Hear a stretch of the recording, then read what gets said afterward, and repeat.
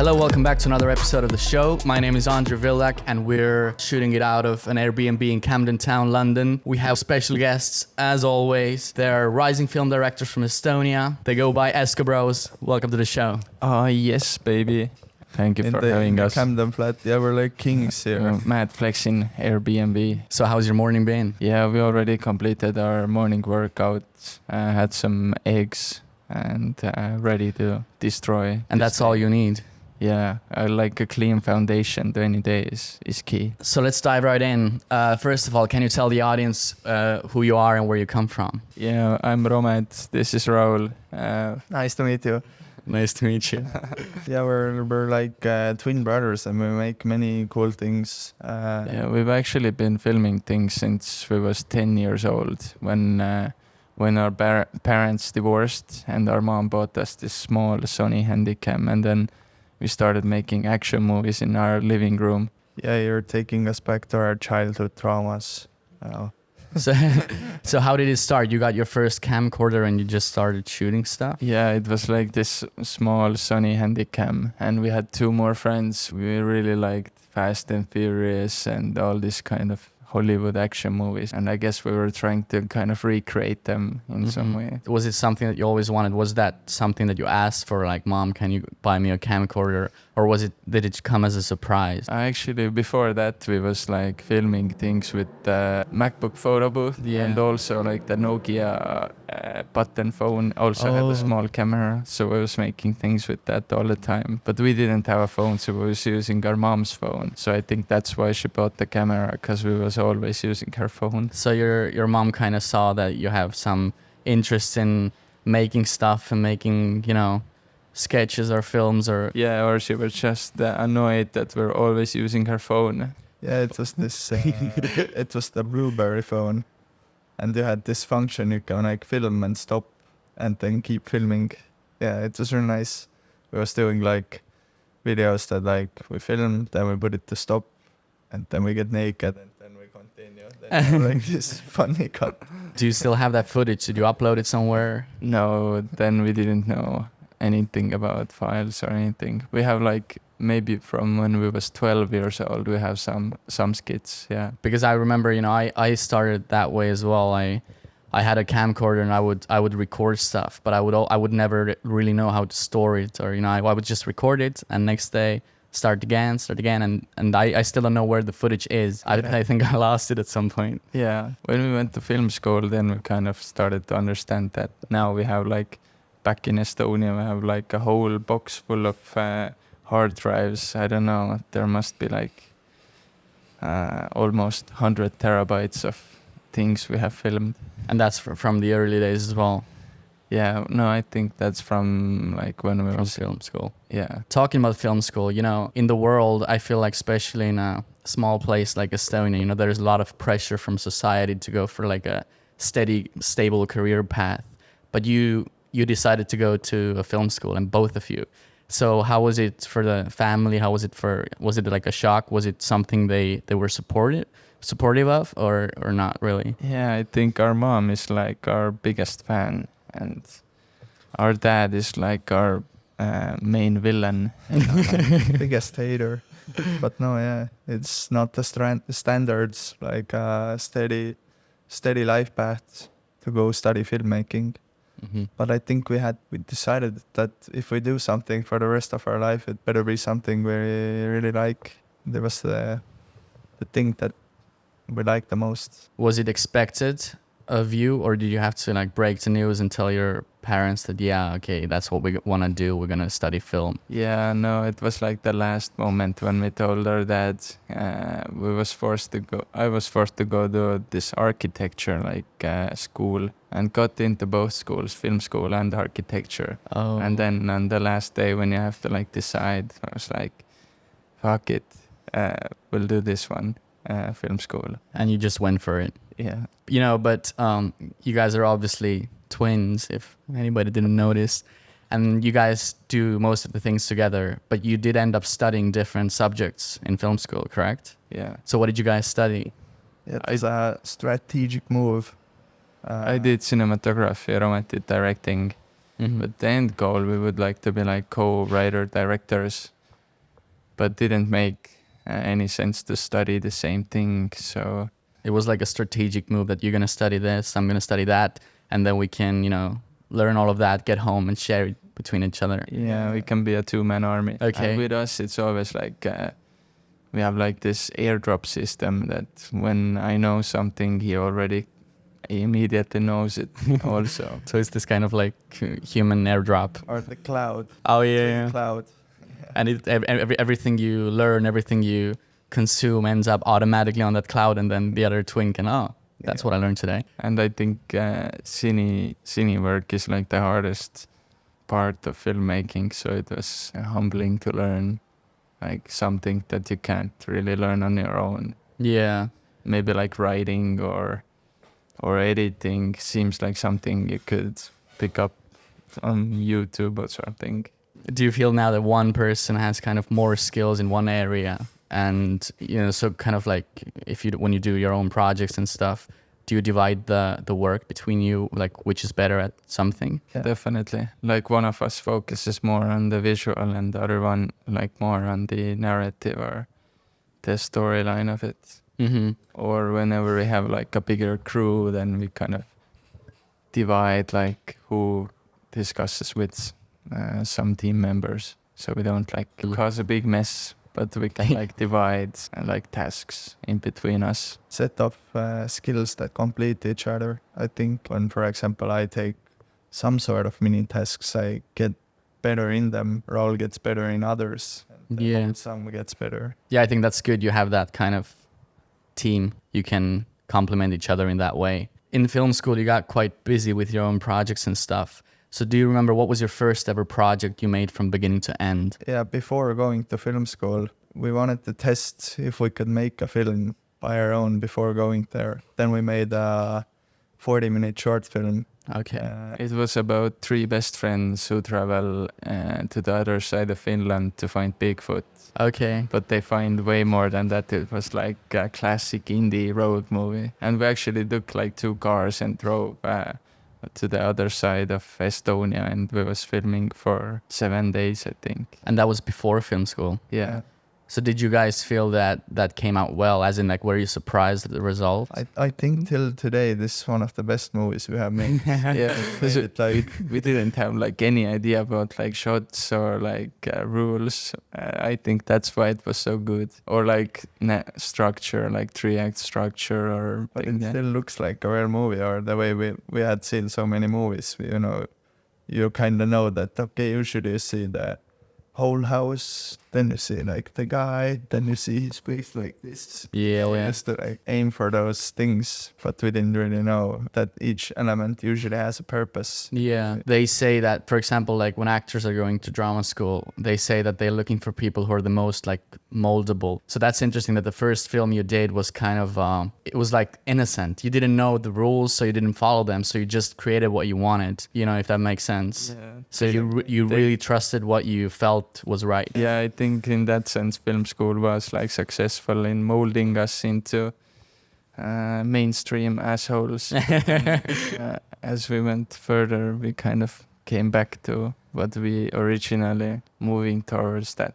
Mm-hmm. Not trying to like copy some sort of financially successful model, but rather like trying to perfect our own craft. One of your very important projects in your career was a short film called Struck by Lightning, which was a tribute to your dear friend who left this world far too soon. Do you feel comfortable talking about this, and how did this grief give you inspiration to make this amazing tribute to your dear friend? Yeah, definitely. It was like one of our breakthrough works. And Brandon was also the guy who we started off making these handycam action films with. He was mostly the main character in those short films. So yeah, he inspired us a lot. And his passing also kind of like made us realize how precious life is. And he was always the one who was like pushing us to fuck architecture and logistics. You're gonna go to film school because this is what you like doing. But why do you think the project was so successful? It's kind of funny. We made like a movie about our friend's suicide, but it's more of a comedy than like something very serious. I think that's the way we see life as well. It's like everything can be sad or it can be funny. Came out very good because it's more of like a celebration of life. Yeah. It's like it captures the essence of what Brandon was. It's like one 17-minute movie, but by watching it, you can sort of like feel him inside it. I think that's why it was successful. A lot of film school students try to make movies, like try to come up with stories and like squeeze them out of nowhere, but this wasn't like, we was trying really hard to make something, but it was just like it happened and it had to be made. Like there was this story which had to be told. Do you think that's kind of the way you want to work in the future? Just tell real life stories, or do you... Maybe to inspire. And that movie also, like it was like about our best friend from childhood committing suicide, and anybody who watches it recognizes those patterns, or maybe is more conscious when they see their friends struggling, but those friends maybe can't express themselves that well. Yeah, I guess when you're that young, it's so hard to kind of open up and, you know, reach out. And the hardest thing for us was to like let go of that, oh man, we should have maybe been there, or maybe it was like we could have done something. But what else came out of that project? You won awards? Oh yeah, we actually won the 2020 Estonian National Short Film Award at Black Knight Film Festival. And then shortly after that one, we got a phone call from this producer of California asking if we want to make our first feature. Okay. And then I was like, oh hell yeah, we're ready. Let's go. And that was 3 years ago. And now we have shot our feature. So yeah, that was second year of film school. We was 20, and then we started writing the feature. So he knew to trust you from that one short film he saw. He thought we were geniuses for some reason. I guess he was right. Okay, so let's talk about another film that you did. Your graduation final project was a sci-fi short film called Twin Turbo. So how did you get inspiration for that one? Like the first year of film school, we was chatting with some guys. And one of the main reasons we went to film school was because our favorite movie was Fast and Furious, and we wanted to one day make something as cool as that. And then 3 years into film school, some teachers still were like mixing up our names and couldn't like tell the difference, and we thought it was so funny and wanted to make that into a movie. And then we kind of put those two things together, like Fast and Furious. And I was just checking, the frame border is pretty much next to the Pop-Tarts. I think if you lean forward this much, you'll be on the edge. A little technical comment. Yeah. No, but Continue what Raul with was your deep saying. story. totally forgot. You was talking about Fast and Furious, Yeah. the greatest franchise ever. You're an actor. Can you do Vin Diesel impression? Just be yourself. Compared to your other short films that you made, I've seen Twin Turbo, and it does seem like it's one of your biggest projects in terms of short films. You had a lot of people involved, a lot of locations, a lot of actors. How did you make that happen? I think the main power for it was like the power of will, or the power of imagination.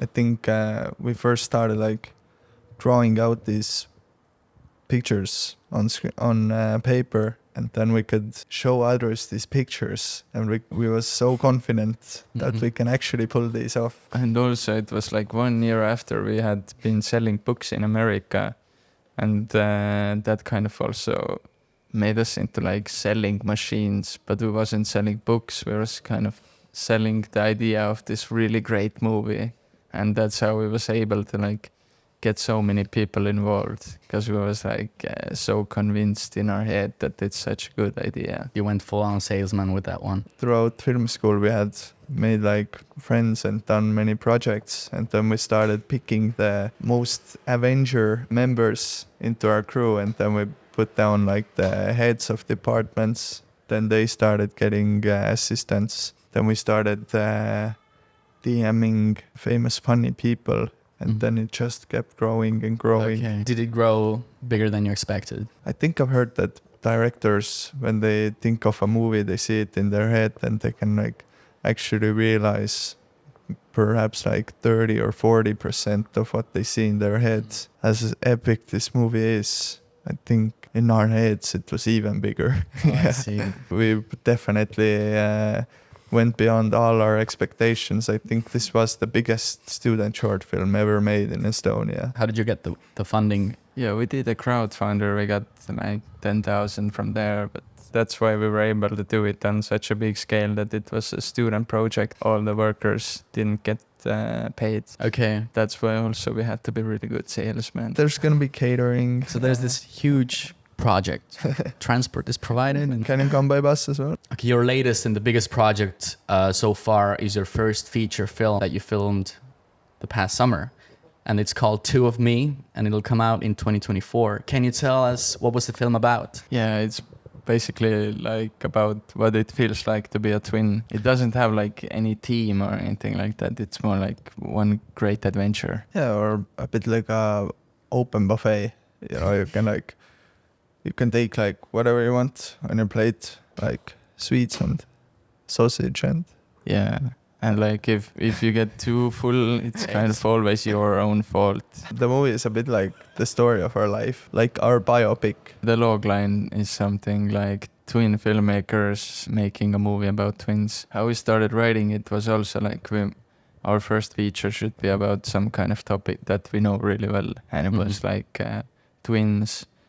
And we researched or watched through most of movies about twins and realized that there haven't been many like authentic movies Yeah. that kind of touch the core or what it actually feels like. How was it working on a feature compared to anything else? Yeah, after that, everything is easy now. It's been, Like a marathon. we had 25 days of shooting this summer. Was it stressful? We had been writing it for 2 years, so once you finally Since the get- phone call. Yeah.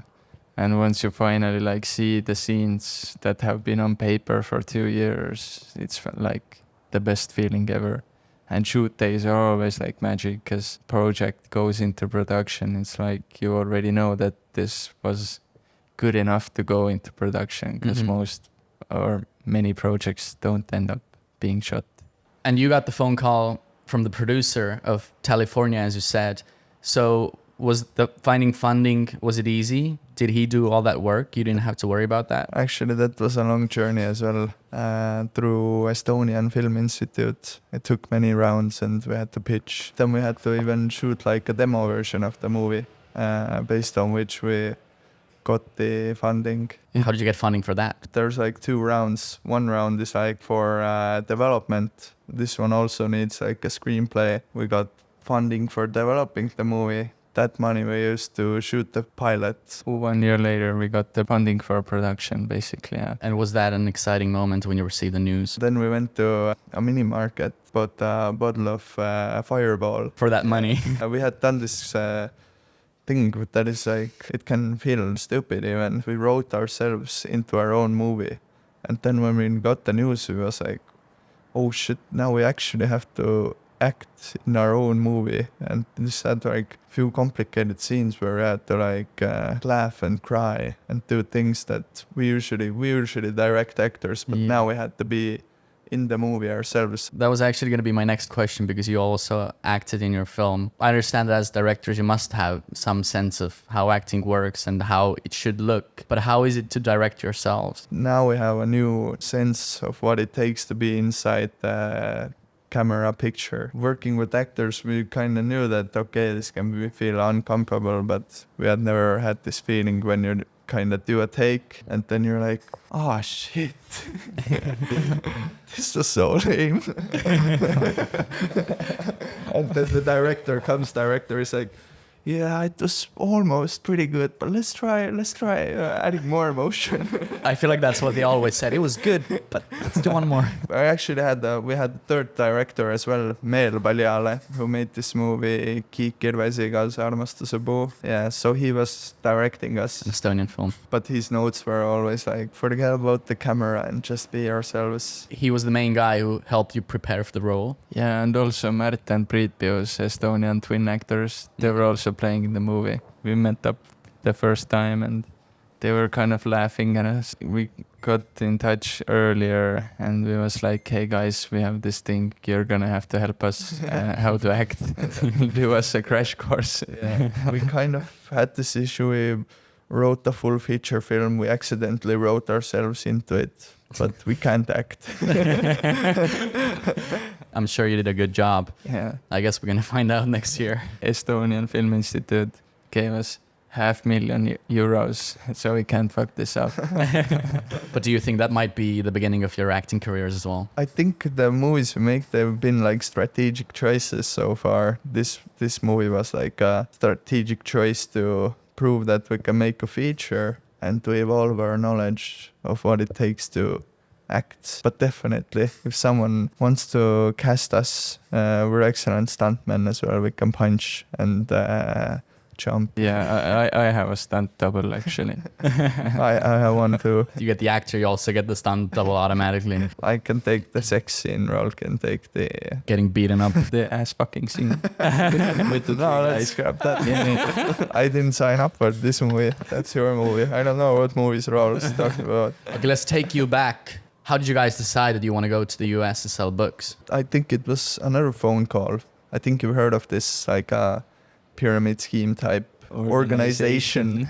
Oh, that was the same time. Southwestern. That was the airdrop Yeah. we were talking about. It's called Southwestern Advantage. They are like a branch in Estonia as well. There's guys who are on the phone call getting people hooked on the drug of success. And one of you just answered the phone and signed you guys up. Yeah, it was a really nice guy actually. I don't know if you know this movie, Ruudi, Estonia movie. Yeah. Yeah. The main character, the kid, Really? he was our manager who recruited us, signed from the universe. We was quite sold immediately when we saw him.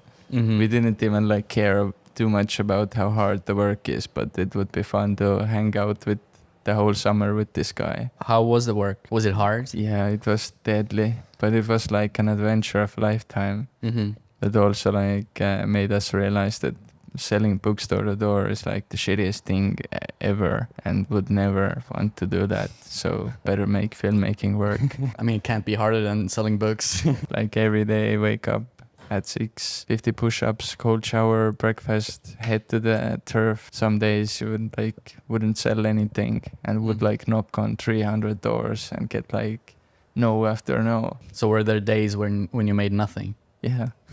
But some days you could also make like a couple thousand if you sell like a really good set or a couple sets. So was it profitable? But yeah, we made some profit. We bought a laptop and had a lot of fun. You didn't just sell books, you also made a film there, correct? Yeah. It's called Space Pussy 5000. What is that about? I think it's about hope and suffering. Did you come up with that idea while selling books? We had like a screenwriter back in Estonia. But yeah, I think that was the movie that kept us alive the whole summer. But yeah, very many things inspired us to make that movie that we saw there. As we knocked so many doors, we got to meet so many people. And in the end, most of the people we met, we put into that movie. But how did you work with the screenwriter? Before the summer, we was kind of like talking about what kind of story we want to do. And then during the summer, we had a couple calls and told him that like, hey, there's this lady, looks like that we could maybe use her. And then there's this funny street and there should be an alien, definitely an alien. Okay, so kind of you had a broad idea what it's gonna be. Yeah. But besides making films, you also have done a lot of commercials and music videos. Which ones do you enjoy making most? Music videos, definitely, yeah. Would love to do so much more. What are the main differences between making a music video and like a movie, for example?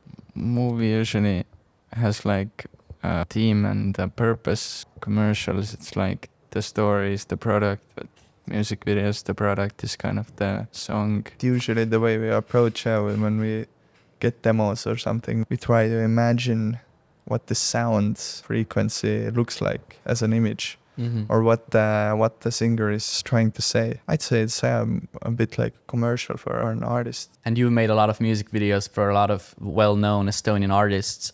Do you think that's also kind of a strategic move that you get to make like a music video for a person with huge following, let's say, and show your craft, and then it would reach more people, and then, you know, it would get you more opportunities? Yeah, definitely. Got into music videos more when we made Twin Turbo, and then we kind of blew our budget, and we was in like crazy debt. Like I was looking at the bank account, and it was like minus 5,000 euros, and we had to like do a lot of music videos just to like pay the bills for Twin Turbo. So did you just start DMing artists, or how did you get your first music video gigs? Yeah, I think it's like ranking or climbing the ranks. The first one we did was like our high school classmate was a manager in Universal Music Estonia, and was like saw the documentary and told us, hey guys, I need this for next week, like you have to help me out shoot this music video, send us the song. The song was garbage, but then I checked out the girl's Instagram and she was so hot. I was like, Romet, we gotta shoot this one. I played him the song. Romet was like, oh man, this song is garbage. I hope she's not listening. No, it was actually a really good song. No, but I guess we discovered that we were pretty good at making music videos because we had already all the skills to make movies. But music videos were like easy compared to movies, because we was like felt comfortable making like cinematic frames and something that's like, ooh. Yeah, it's really easy actually. If you've been filming things for a couple of years and you still can't produce a good looking image, then You're on the wrong path. We were unknown at first, but we made way better music videos than like guys who'd been doing this for a long time. And then started making another one. Then we got invited to another party with more famous Estonian singers, and then we like, I think with 2 years we reached all our dreams. So while doing all these projects, your training never stopped. You did your BA in Estonia, and then you moved to London, and you've just finished your master's. So why do you think it was necessary to come to London and continue training if you were already making so much stuff in Estonia? I felt we were getting close to the ceiling in Estonia and need to like step out. It's easy to become known in Estonia, but London is like the next stage. Stage 2. You know, when you play GTA 3 enough, you kind of memorize the map. You're like, okay, I know this. I'd like to play GTA 4 now. So it was always your goal to expand outside of Estonia? Yeah, because our goal definitely is to reach like an international level of productions, to do it worldwide. Yeah, I love that. I love ambitious people. What did you study here? I studied directing and Raul Cinematography. So it was, again, another strategic move. Yeah. But how do you think UK training is different from the one you received in Estonia? Maybe Estonia was a bit more like art house. Estonia was like, every element in a movie needs purpose and very long thoughts. But UK was like, shoot day, you have an hour of rehearsals, hour of blocking, 2 hours of shooting, go. Where is your risk assessment? So it's more fast-paced. Yeah, like industry is like quantity rather than quality. You know, in Estonia, you had made all these connections and you had reached some levels. So how have you managed to make new connections here? Is it harder or is it easier? Yeah, I would say Estonia is like life on normal modes, but here it's like hard modes. Because everything costs so much and it's so big. I think, this London takes definitely like another level of grind mentality to survive here. Yeah, probably a bit more time just to get in and find those right people. Speaking about the right people, you know, I feel like oftentimes when you want to achieve something big, you end up walking that road alone. For example, when I went to drama school, I had to leave all my friends behind, all my family behind. And when I moved to London, I feel like it's kind of hard as well to find people who are as ambitious and hardworking as I would love to be, you know. But you guys are very fortunate in that sense that you're twin brothers. You're both moving in the same direction. So do you feel comfortable having that kind of brother next to you walking the same road? Yeah, it's like a superpower. But we also kind of feel like life is like Yu-Gi-Oh! That when you have your monster cards, the more you sacrifice, the greater monster you can summon. So like friends and family, more friends. The more friends you sacrifice, the greater of a monster you can summon in yourself. That's a good take, actually. But actually, yeah, But you you need don't to want to have sacrifice all your friends. Yeah, you need to have Keep the good friends. ones. Like we have Davi here with us in London. It's so much more fun when you have like your great people around you. But for us, yeah, I think we don't completely like understand what it is. We've always been together, but I think it's like a hack in life. For example, like when kids go to kindergarten, they're like crying because they miss their mom. But with twins, it's like you can throw us into the kindergarten and we'll still have fun because we're together. It's like our comfort zone. You always have that kind of Yeah. team. Would you be comfortable walking that road alone as well? Let's say if Raul, or what was your name, Romet, Raul, yeah. were to say that, okay, I'm going to quit. I'm going to go back to Estonia. Would you be comfortable walking that road alone? Okay, Raul, I'm gonna quit. I'm not gonna make movies anymore. I'm done with this podcast. Let's see how you handle go it solo. Fuck Christopher Nolan. Raul Esko is here. I'm gonna be the best filmmaker ever. Fuck Romet. Fuck everybody. Would you stay here at that table or would you walk away as well? At this podcast or like in filmmaking, I think. Well, now I'm curious what you think about the podcast. While we love it, we're always having such good time with you. But I think like universe has given us a gift of being together or being born together. Then we must take maximum advantage of this situation. And we'll do it as long as we like it. If we want to go our separate ways, maybe we can do like even more. Like we both do a feature at the same time. Okay. More. More and more and more, like they taught you in the UK. So, you know, being twins and doing everything together, you have created this joint brand called Eskobros. Was that always an obvious thing to do, or how did you decide to start doing project as Eskobros instead of Raul and Romet Esko? Yeah, I think when we were in high school, we was known as the twins. People would be like, "Oh, kaksikud," or like Eskos or Eskobros. Kind of picked up the It's name. like Warner Bros, Eskobros. I don't remember when we came up with that, but it's kind of genius, yeah. Yeah.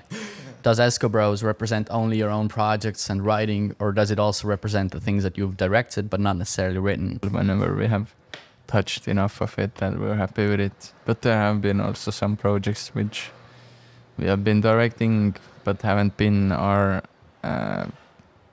vision, so we're like, no, you don't have to mention that it was us. Mention it was the other guy making music videos. Yeah. What if one of you decides that I'm going to make this project, but the other one is kind of like, no, I don't really want to do it? You know, for example, as it happened in high school with that project. We do have like mini meetings whether we should pick up some projects, because we try to pick ones that are like strategic, that move us forward. But I think if one of us thinks some project is not worth it, we usually don't do it, or we look at the pros and cons.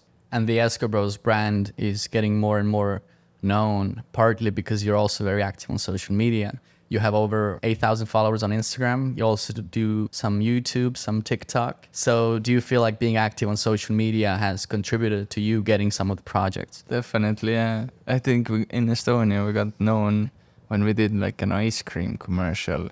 Okay. And it was like people would come up on us on the street and be like, oh, fuck, I know you guys, you're the ice cream commercial dudes. Give me your Instagram. And then they start following us, and then they kind of realized, okay, these guys make movies. Yeah, it was funny. How have you managed to get such a following? Are you good at marketing, or do you just post fire content? We would like to get 10,000, then maybe we can give some tips. But we also do put a lot of effort into Instagram posts. There have been like moments where we're sitting behind the table, doing Instagram posts for like many hours, and writing the caption is like, Yeah. fuck. I think they should have like a meaning as well, or like a purpose. Would bring a new idea into the digital feed. How fake is it? Or, you know, how much do you actually try to make the perfect post? Or what do you think, like somebody who watches Eskobros Instagram, is that how your life actually is? Definitely, there's like a digital version of us is like a persona in ways, Yeah, but I it's- think it's like a real part of us that has started growing as followers grow. There's like a crazy version of Eskobro Raul who's like, oh yeah, Oh yes, Let's baby. Kuma check it. Oh yeah. smoke weed and shoot music videos. Yeah. So This is like a version of us, yeah. You know, people know you as Eskobros, and I assume that especially being twins and, you know, doing everything together, your own identities can get pretty cloudy because you're two individuals, right? So what's the main difference between yourselves and the brand persona Eskobros? Eskobros is way cooler. But oftentimes when people meet us who've seen us only on digital, they're like surprised that we're actually quite decent or humble humans. Sometimes here we really walk around with ski masks, and then people look at us like we're like sick humans, and then we're actually like, oh hey sir, nice to meet you. So what do Raul and Romet like to do in their free time? We go to the gym a lot. We do yoga. We went back to boxing. We used to do it before uni for 7 years, I think.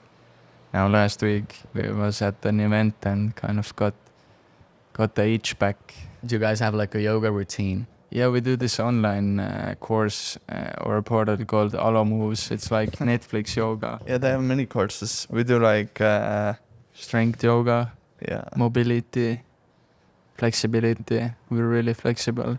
sometimes also like traditional or like yin yoga when you're like in one pose for like a minute. But that's more like, I think we're more into the fitness yoga where you get to sweat and they're like, oh fuck, Yeah. that half an hour sucked. So do you do it every day? Pretty much every morning, yeah. So what would happen if you stopped doing yoga for a week? Yeah, our mojo kind of goes down if we don't get enough of physical activities. When we have like a lot of projects, even when we did the feature, we still did yoga every morning. Sometimes you get like a lot of ideas running all the time, but yoga is like you can go in there and just do this one moment and not think about anything. You said you were doing yoga during the shooting period. So is that something you like to do in stressful situations? Yeah. Yeah, just all the time. Dylan Werner is like one of our yoga mentors, and we follow him and we've been doing his courses.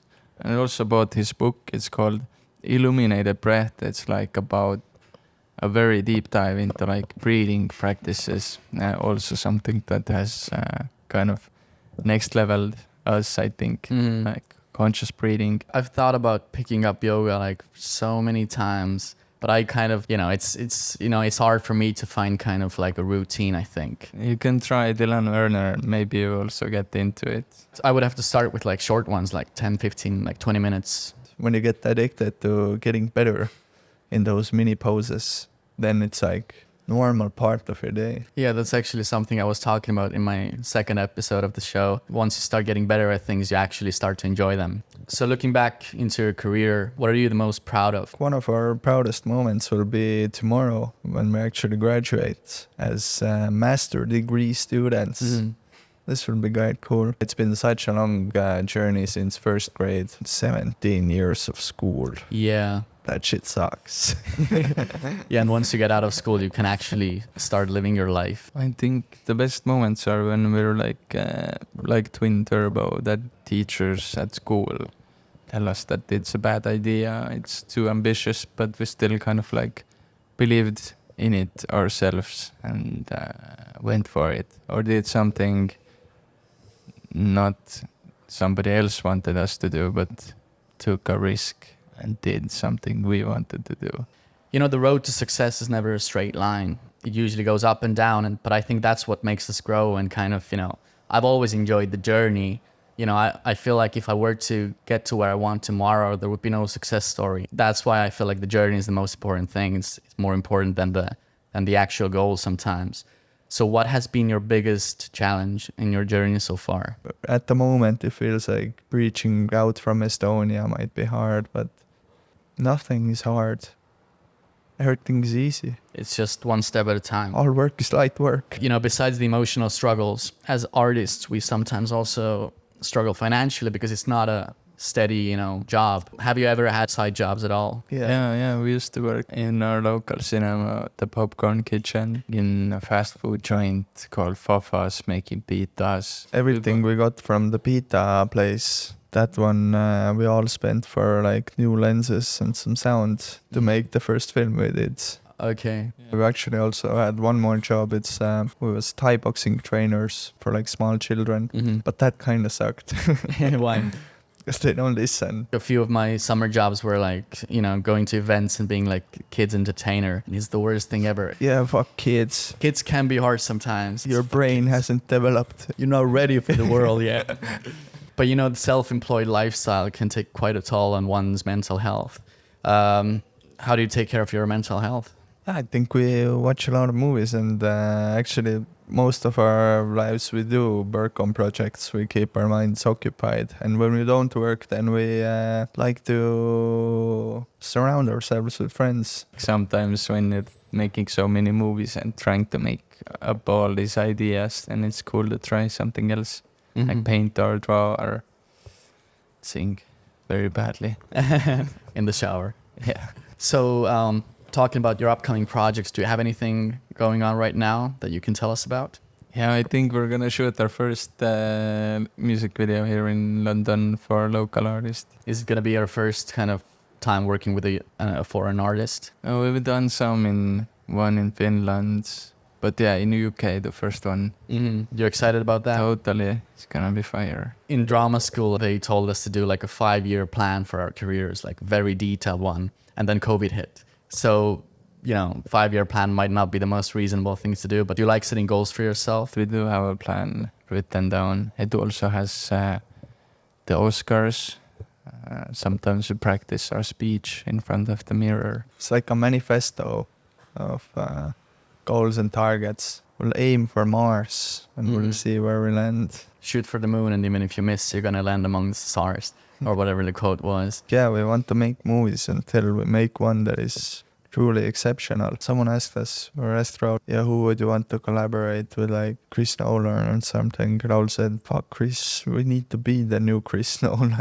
Filmmaking world champion title. I saw a video where they asked Elon Musk if he could live forever, would he do so? And he thought about it. He was like, no, I wouldn't, because then, you know, the society wouldn't grow. The same thing with what you said was that if you became the next Chris Nolan, nothing in the filmmaking landscape would change. Yeah, I think the reason why we like movies so much is like, in our eyes, it's the highest form of art that combines every art form into one piece. It has the most power to give something to the viewers, to the audiences, like an impact. Yeah. I think we do want to make an impact. To make a movie that would change the world. If there's somebody who wants to do filmmaking, what's the first step? What should they do? Yeah, we watch a lot of YouTube content, like Lyrical Lemonade 2, they share like really cool BTS. Also Masterclass with James Cameron really inspired us. Masterclass with David Lynch. Spike Lee, Dustin Hoffman. Yeah, all masterclasses are really good. Also, there's one really cool video on YouTube. It's like 2 guys spending a whole day with Steven Seagal. Yeah. So inspiring. And another tip for filmmakers, which like a hack in our life, is the skill of drawing. If we used to draw a lot when we were growing up, I think it will be very useful for every film director if they can get an idea from their head onto the paper. Yeah, because people who draw like shit, it's like, it's embarrassing if you can't draw and trying to explain something. You draw like a stick figure or something like, this is what I want. You need to visualize your goal and then do it. That's a good note to end with. Thanks a lot for hanging out with us today. Thanks for the audience watching, listening, wherever you are. We wish you the best in your future. Don't do drugs and brush your teeth and get 8 hours of sleep. Thank you, Andrei, for having us. That's a wrap, guys. Kas ma võiks ka rääkida?